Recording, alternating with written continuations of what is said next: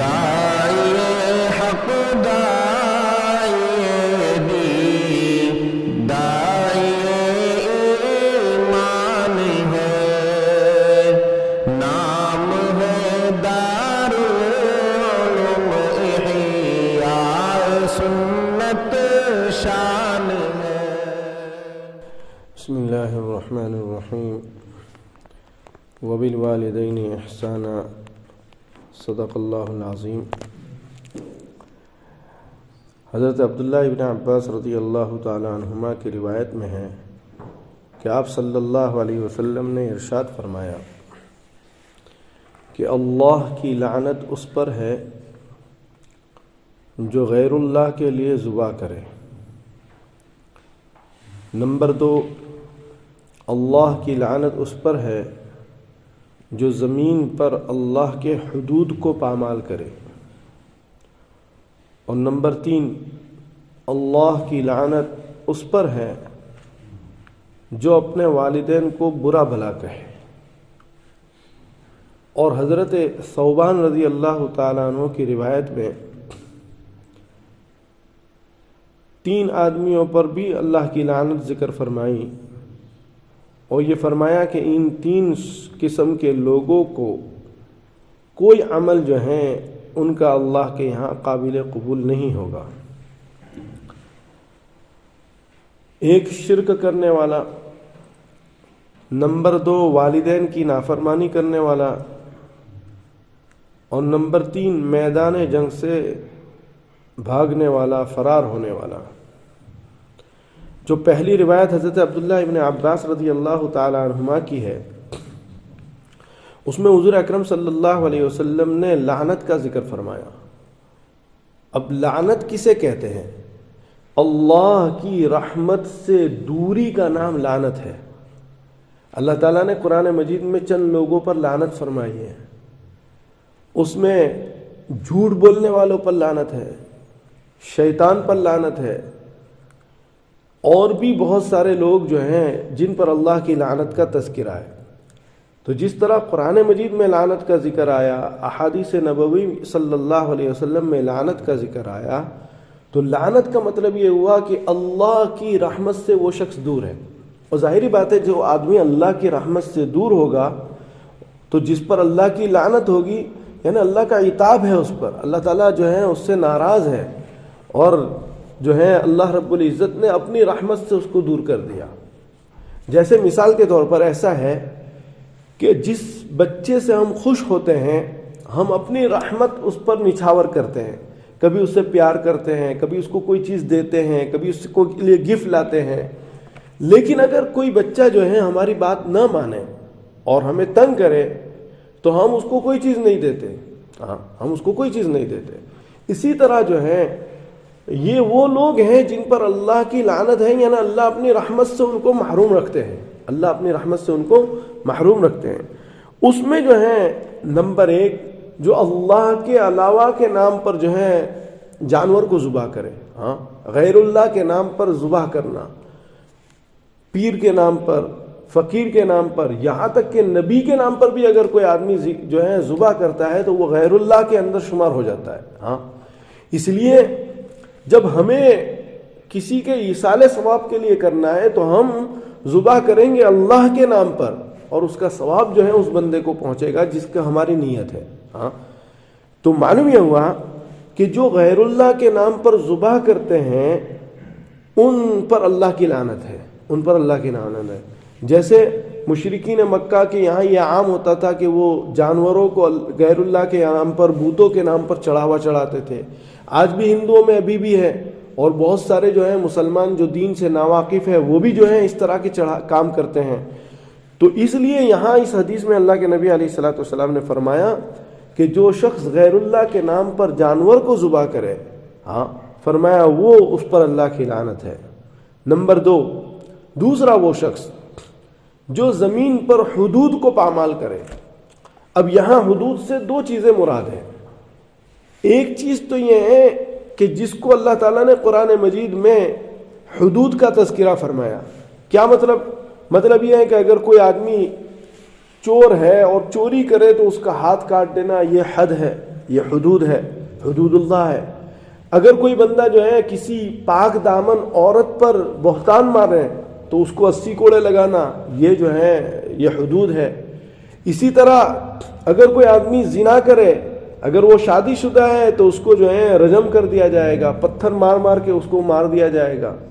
اور اگر کوئی ایسا آدمی نوجوان جو ہے زنا کرے جس نے ابھی شادی نہیں کی ہے تو فرمایا اس کو کوڑے مارے جائیں گے۔ پھر جو ہے وقت کا قاضی ہو سکتا ہے اس کو اس شہر سے بھی جو ہے شہر بدر کر دے، شہر سے نکال دے۔ تو یہ ساری چیزیں حدود ہے، حدود۔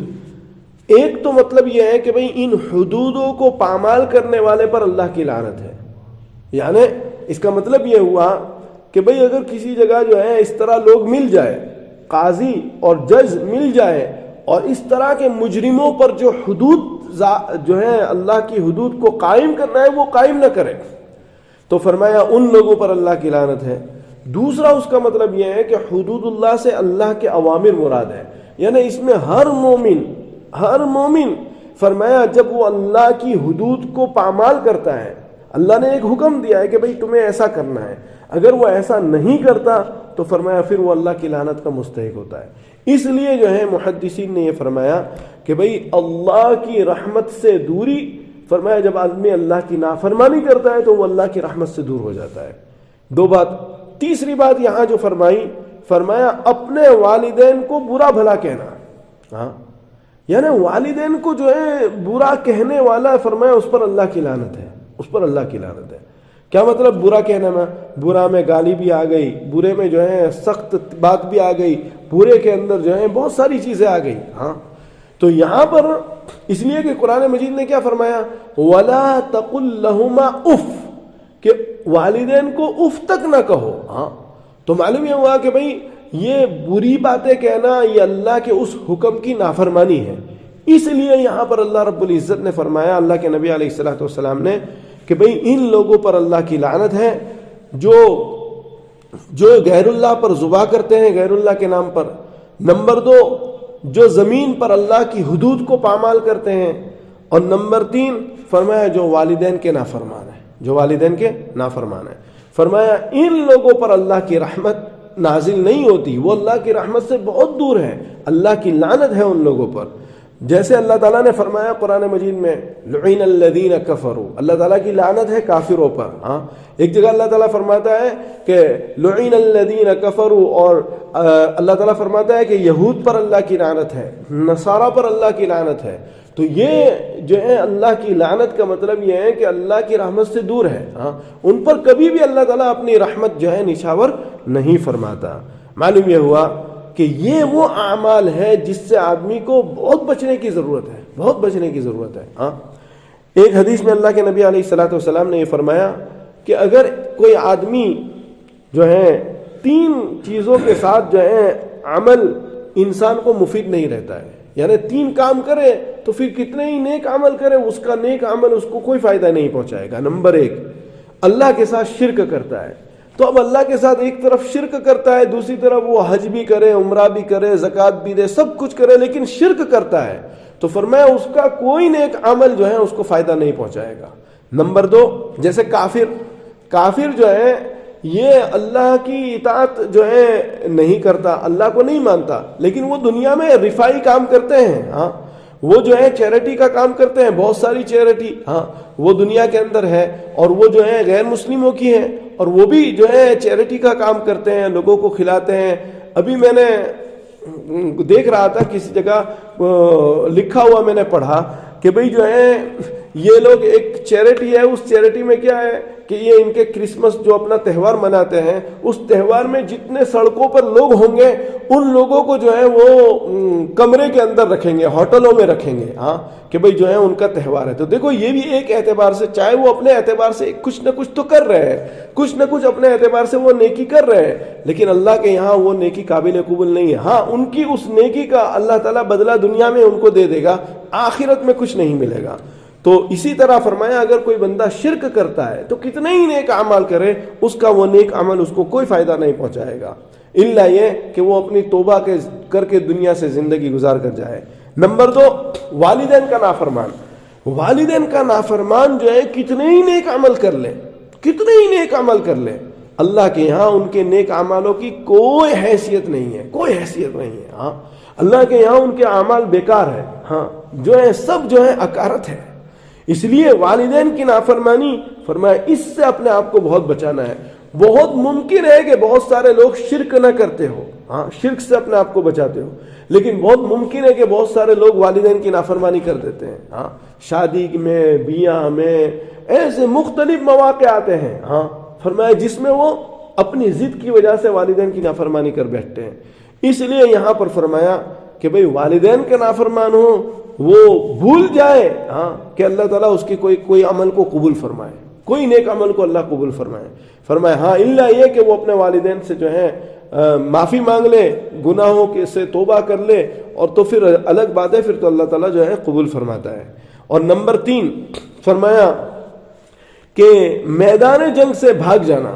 ہاں مسلمان کا مقابلہ ہو رہا ہے، ہاں جہاد سے، میدان جنگ سے بھاگنا، فرمایا یہ بھی جو ہے اکبر الکبائر میں سے ہے. اور فرمایا کہ ایسا بندہ بھاگنے والا، موت سے بھاگنے والا، اللہ کے حکم سے جو ہے بھاگنے والا، فرمایا اس کے لیے وہ کتنے ہی کار خیر کر لے، فرمایا وہ معافی نہیں ہے اس کے لیے معافی نہیں ہے، الا یہ کہ وہ توبہ کر لے اور پھر دوبارہ جو ہے ہاں جہاں بھی اس کو موقع ملے جائے تو فرمایا اپنے آپ کو اللہ کے راستے میں قربان کر دے، تب جا کے جو ہے پھر اللہ رب العزت اس کی توبہ کو قبول فرماتا ہے اور اس کے وہ دنیا میں کیے ہوئے اچھے عمل کا اسے بدلہ ملے گا، ورنہ فرمایا نہیں ملے گا.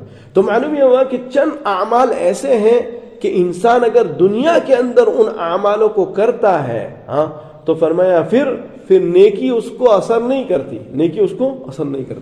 آج اگر ہم تھوڑا سا سوچیں اپنے معاشرے میں تو یہ سارا کچھ ہونے کے باوجود ہمارے دل جو ہے مردہ ہو چکے ہیں. ہاں اس کی وجہ یہ ہے کہ کہیں نہ کہیں انسان جو ہے کسی گناہ میں ملوث ہے اور اس کو اس گناہ میں ملوث ہونے کا احساس نہیں ہے. ہاں کہ بھئی جو ہے میں یہ گناہ کے اندر ملوث ہوں اور مجھے اس سے توبہ کرنے کی ضرورت ہے، لیکن وہ اس کو اس سے توبہ نہیں کرتا، جس کی بنا پر جو ہے ہماری زندگی بدلتی نہیں ہے. ہم اسی زندگی کے اسی روش پر اسی اعمالوں کے اندر لگے ہوئے ہیں جو اعمال ہمیں جو ہے اللہ سے دور کر دینے والے ہیں. اس لیے فرمایا کہ بھئی اپنے آپ کو ان اعمالوں سے بچاؤ. نمبر 1 فرمایا شرک سے بچانا ہے، نمبر 2 والدین کی نافرمانی سے بچانا ہے، نمبر 3 میدان جنگ سے بھاگنے سے بچانا ہے، نمبر 4 غیر اللہ کے اوپر کسی بھی قسم کا چڑھاوا چڑھانے سے اپنے آپ کو بچانا ہے، نمبر 5 فرمایا کہ زمین پر اللہ کی نافرمانی نہیں کرنا ہے، زمین پر اللہ کی حدود کو جو ہے پامال نہیں کرنا ہے. فرمایا اگر ہم ان اعمالوں سے بچتے رہیں گے، ان کبائر گناہوں سے بچتے رہیں گے تو بہت ممکن ہے کہ اللہ تعالیٰ اپنے نیک اور محبوب بندوں میں ہمیں شامل فرما لے. حضرت عبداللہ ابن انیس رضی اللہ تعالیٰ عنہ کی ایک روایت میں حضور صلی اللہ علیہ وسلم نے یہ فرمایا کہ اکبر الکبائر گناہوں میں سے یہ ہے کہ اللہ کے ساتھ شرک کرنا، نمبر 2 والدین کے ساتھ نافرمانی کرنا، اور نمبر 3 جھوٹی قسم کھانا. جھوٹی قسم، ہاں آج کل اللہ معاف فرمائے لوگ باتوں میں قسم کھاتے ہیں، خدا کی قسم یہ ہو گیا. ہاں دیکھو قسم کے اندر ایک بات یہ بھی ہے کہ ہم سوائے اللہ کے علاوہ کسی کی قسم نہیں کھا سکتے، نبی کی بھی قسم نہیں کھا سکتے. ہاں لوگ اپنے بچے کی قسم کھاتے ہیں، کوئی اپنے ماں کی قسم کھاتا ہے، کوئی باپ کی قسم کھاتا ہے. بھئی یہ ماں باپ کی قسم، یہ قسم کھانا جائز نہیں ہے، قسم صرف اور صرف اللہ کی کھا سکتے ہیں. لیکن فرمایا اس میں بھی اگر کوئی بندہ جھوٹی قسم کھاتا ہے تو یوں سمجھ لو کہ جھوٹی قسم کھانے والا بہت بڑا گناہ کبیرہ کرنے والا ہے. ہاں فرمایا یہ بھی جو ہے ان لوگوں کے اندر شریک ہے جن کو اللہ تعالیٰ اپنی رحمت سے محروم فرما دیتے ہیں. تو دیکھو باتوں میں قسم کھانا، ہاں پھر اسی طرح جھوٹی قسم کھانا، پھر جھوٹ بولنا. جھوٹ بولنے پر اللہ تعالیٰ نے یہ فرمایا کہ لعنت اللہ علی الکاذبین، اللہ تعالیٰ نے جو ہے جھوٹ بولنے والوں پر لعنت فرمائی ہے. تو اگر کوئی بندہ جھوٹی قسم کھاتا ہے وہ اس سے بھی بڑھ کر ہے، اس لیے فرمایا جھوٹی قسم کھانا یہ تو جو ہے لعنت، اللہ کی لعنت کے مستحق ہو جاتا ہے وہ بندہ.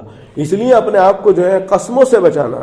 بہت سارے حضرات جو ہیں بہت سے موقع پر جھوٹ بولتے ہیں. ہاں فرمایا اس سے اپنے آپ کو بچانا, اس سے اپنے آپ کو بچانا. تو دیکھو حدیث میں اللہ کے نبی علیہ الصلوۃ والسلام فرماتے ہیں کہ اکبر الکبائر گناہوں میں سے یہ ہے کہ شرک کرنا, والدین کی نافرمانی کرنا, جھوٹی قسم کھانا. اور حضرت انس رضی اللہ تعالیٰ عنہ کی ایک روایت میں حضور صلی اللہ علیہ وسلم نے یہ بھی فرمایا کہ بھئی اللہ کے ساتھ شرک کرنا, کسی انسان کو ناحق قتل کرنا, کسی انسان کو ناحق قتل کرنے والے پر بھی اللہ کی لعنت ہے. ہاں وہ بھی اللہ کی رحمت سے محروم ہو جاتا ہے. ہاں اور ایک جگہ تو اللہ تعالیٰ قرآن مجید میں فرماتے ہیں وَمَنْ قَتَلَ مُؤْمِنًا مُتَعَمِّدًا فَجَزَاؤُهُ جَهَنَّمُ. ہاں فرمایا جس شخص نے کسی مسلمان مومن کو ناحق طور پر قتل کیا, اس کا بدلہ, اس کا ٹھکانہ کیا ہے؟ جہنم ہے, جہنم. اور ایک جگہ تو اللہ تعالیٰ نے خالدین فیہا, وہ ہمیشہ ہمیشہ جہنم میں رہے گا, ہمیشہ ہمیشہ جہنم میں رہے گا. آج دیکھو قتل کتنا عام ہو گیا ہے, مسلمان حکومتوں کے اندر, مسلمان کنٹریوں میں بھی کتنا عام ہو رہا ہے. ہاں اللہ تعالیٰ ہماری حفاظت فرمائے. یہ وہ گناہ ہے فرمایا جس کی بنا پر اللہ کی رحمت سے انسان محروم ہو جاتا ہے. تو گویا کہ یہ مختلف احادیثوں کے اندر یہ چند اعمال ایسے آئے ہیں جس سے آدمی کو اپنے آپ کو بچانا ہے, اگر ان اعمال میں انسان جو ہے ملوث ہو جاتا ہے تو پھر اللہ کی رحمت سے وہ محروم ہو جاتا ہے. تو اللہ تعالیٰ جو ہے ہمیں اپنی رحمت سے محرومی کی سے حفاظت فرمائے. ہاں فرمایا جو اللہ کی رحمت سے محروم ہو گیا, فرمایا یہ تو گویا کہ بہت دور چلا گیا. گویا کہ لعنت کے پر بات شروع ہوئی تھی. لعنت کا مطلب رحمت سے محروم ہو جانا. لعنت کا کیا مطلب؟ ہاں بہت سی دفعہ جو ہے ہم کسی پر لعنت کہتے ہیں, یار اس پر لعنت ہو, اس پر یہ ہو. فرمایا ایک حدیث میں یہ بھی آیا کہ اگر آدمی اس طرح کے الفاظ بولتا ہے کہ فلانے پر لعنت ہو, اور وہ حقیقت میں لعنت کا مستحق نہیں ہوتا ہے, تو وہ الفاظ کس پر آتے ہیں؟ کہنے والے پر آتے ہیں واپس.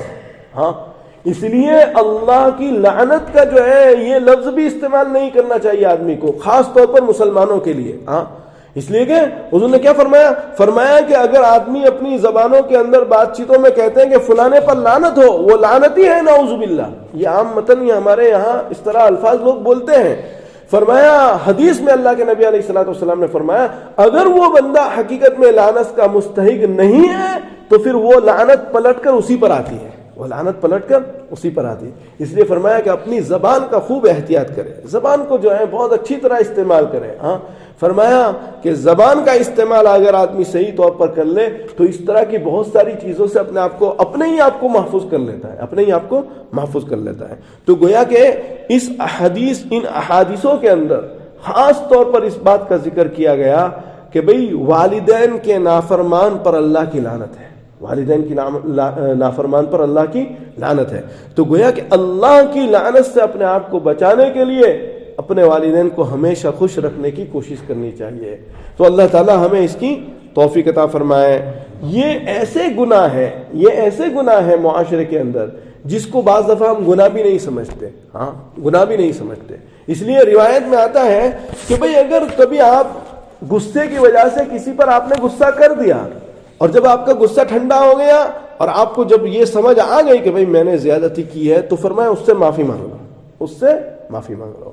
اس لیے کہ انسان کو بنایا ہے اللہ رب العزت نے اس طرح کہ بھئی اس سے غلطی ہو جاتی ہے. ہاں اس سے غلطی ہو جاتی. اس لیے ایک روایت میں عجیب و غریب بات فرمایا حضور صلی اللہ علیہ وسلم نے کیا فرمایا اگر تمہارا بھائی تمہارے پاس آئے اور اس نیت سے آئے کہ بھئی ہاں وہ معذرت چاہتا ہے کہ بھئی مجھ سے غلطی ہو گئی فلانے موقع پر, ہاں اب وہ اگر حق پر ہو تب بھی تم معاف کر دو, اور وہ اگر ناحق پر ہے تب بھی تم اس کو معاف کر دو, اور حضور نے یہ فرمایا کہ اگر اس کی معذرت کرنے پر تم نے پھر بھی اس کو معاف نہیں کیا تو پھر حوض کوثر پر مجھ سے امید نہ رکھنا کہ میں تمہیں حوض کوثر پر جو ہے پانی دے دوں. ہاں فرمایا یہاں تک حضور صلی اللہ علیہ وسلم نے فرمایا. معلوم یہ ہوا کہ اگر آپ کا بھائی آپ کے پاس عذر کے لیے آتا ہے, معافی مانگتا ہے کہ بھئی مجھ سے غلطی ہو گئی, تو میں اسے دل سے معاف کر دو. اللہ تعالیٰ جو ہے اپنے رحمت کو سے ہم سب کو مالا مال فرمائے, اور اللہ اپنی لعنت سے ہماری حفاظت فرمائے.